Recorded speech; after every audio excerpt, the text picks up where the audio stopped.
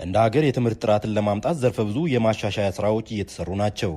የማዕከላዊ ኢትዮጵያ ክልል ትምህርት ቢሮ የትምህርት ጥራትን ለማምጣት በመምህራን አቅም ማጎልበት፣ የትምህርት ቤት ደረጃ ማሻሻል፣ የትምህርት ቁሳቁስ ተደራሽነትና ሌሎች ተግባራት ላይ በስፋት ሲሰራ ቆይቷል።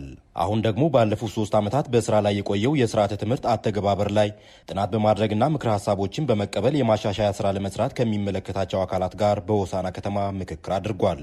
በተለይም ከ1ኛ እስከ 8ኛ ክፍል የተማሪ መማሪያ መጽሐፍት ላይ ያሉ ጉድለቶችን ማረምና ከወቅቱ ነባራዊ ሁኔታ ጋር መጽሐፍቱን ማሻሻል የክልሎች ኃላፊነት መሆኑን የጠቀሱት የማዕከላዊ ኢትዮጵያ ክልል ምክትል ርዕሰ መስተዳድር የማህበራዊ ክላስተር አስተባባሪና የክልሉ ትምህርት ቢሮ ኃላፊ አቶ አንተነህ ፍቃዱ በተለይም የ7ኛና 8ኛ ክፍል የተማሪዎች መጽሐፍት የማሻሻል ስራ በቅርቡ ይጠናቀቃል ብለዋል።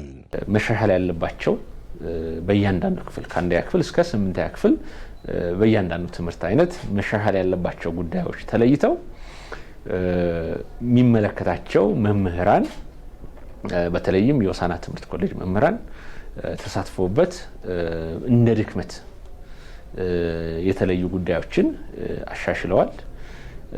እንዲሁም ደግሞ የተሻሻለው ደግሞ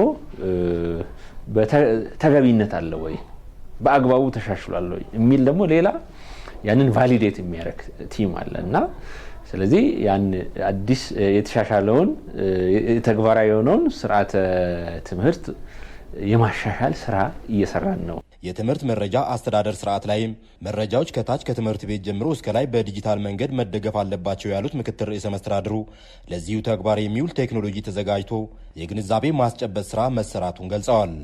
ትምህርት ቤቶችና የትምህርት አመራሩ በወሰደው ግንዛቤ መረጃዎችን በዲጂታል መንገድ የመደገፉን ስራ እንደሚሰሩም ተናግረዋል። በትምህርት ቤት ደረጃ ያሉንን የመምህራንን መረጃ፣ የተማሪዎችን መረጃ፣ የመማር ማስተማር መረጃ አጠቃላይ የትምህርት ስራዎች የሚመለከታቸውን መረጃዎች ከተማሪ ፕሮፋይል ጀምሮ ከመምህር ፕሮፋይል ጀምሮ ከርዕሰ መምህር ፕሮፋይል ጀምሮ አጠቃላይ የመማር ማስተማር መረጃዎችን በዲጂታል ቴክኖሎጂ ለማዘመን እየሰራን ያለ ነው። ለትምህርት ጥራት በክልሉ በርካታ ስራዎች እስካሁን ሲሰሩ መቆየታቸውን የገለጹት አቶ አንተነህ ፍቃዱ የትምህርት አመራር ሪፎርም በማድረግ የትምህርት አመራሩ የ3 ዓመት ውል ፈርመው እንዲሰሩ ተደርጓልም ብለዋል። ርዕሰ መምህር ወይም የትምህርት ቤት አመራር በኃላፊነት እንዲሰራ፣ በተጠያቂነት እንዲሰራ፣ ሙሉ ጊዜውን መማር ማስተማር ስራ ላይ እንዲያተኩር ማድረግ ችለናል። በፊት ከሪፎርሙ በፊት በነበረው ከመማር ማስተማር ስራ ይልቅ አስተዳደራዊ ስራ ላይ ነው ርዕሰ መምህር ጊዜውን የሚያባክነው። አሁን የተጠያቂነት አሰራር በማስፈናችን ምክንያት ሙሉ ጊዜያቸውን መማር ማስተማር ላይ ርዕሰ መምህራን እየዋሉ ይገኛሉ። የተማሪዎችን ውጤት ለማሻሻል ትኩረት ሰጥተው እየሰሩ ነው።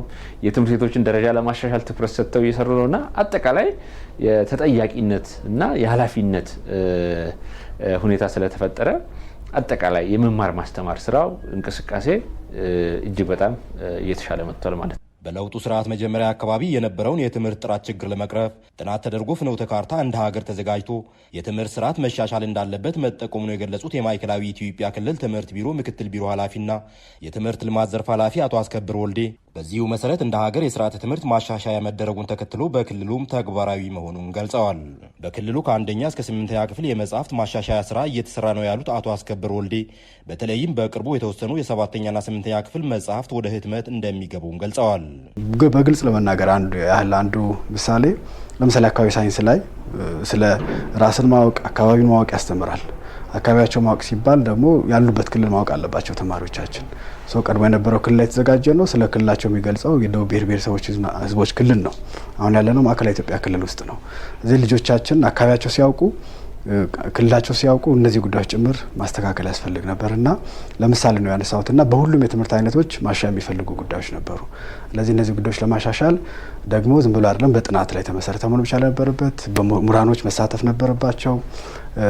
በርካታ ሂደቶች አልፎ በስርዓተ ትምህርት ምክረ ሀሳቡ መሰረት በተዘጋጁ መማሪያና ማስተማሪያ መጽሐፍ መሰረት አስፈላጊውን የማሻሻያ ስራዎች እየሰራ ነው የምንገኘው። በማዕከላዊ ኢትዮጵያ ክልል ትምህርት ቢሮ በስርዓተ ትምህርት አተገባበር ሂደት ያሉ ጉድለቶችን ለማረም የተጀመረው ተግባር ለትውልድ የተሻለ እውቀት ለመስጠት ያግዛል ያሉት የመድረኩ ተሳታፊዎች ወደፊትም አካባቢያዊና ዓለም አቀፋዊ ነባራዊ ሁኔታዎችን እንዲሁም ሰውኛ ስህተቶችን ከትምህርት መጽሐፍት የማሻሻል ስራ መሰራት እንዳለበት ገልጸዋል።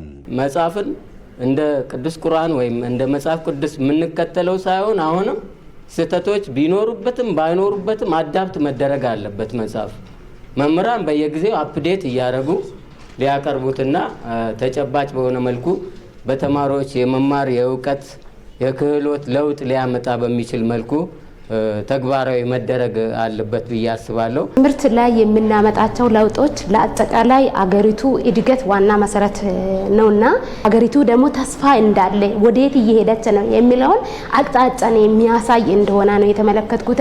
ካሪኩለም ቦታ አግኝቷል ብዬ በጣም ደስ ያለኝ ነገር ለምንድን ነው? ይሄ አሁን እውቀት ኮንስትራክት እያደረግን ነው። እውቀት ኮንስትራክት ኮንሱም ከማድረግ አልፈን ኮንስትራክት እያደረግን ነው ብዬ ነው የምወስደው።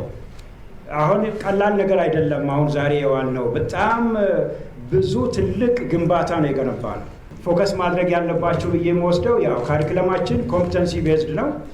ኮምፒተንሲ ከአክቲቪቲ እና ከአሴስመንት አላይመንት ቼክ ብናደረግ አሁንም የማዕከላዊ ኢትዮጵያ ክልል ትምህርት ቢሮ ባዘጋጀው የስርዓተ ትምህርት አተገባበር ሂደታዊ ግምገማ ጥናትና ምክረ ሀሳብ እንዲሁም የትምህርት መረጃ አስተዳደር ስርዓት ላይ የተለያዩ ሰነዶች ቀርበው ውይይት ተደርጎባቸዋል።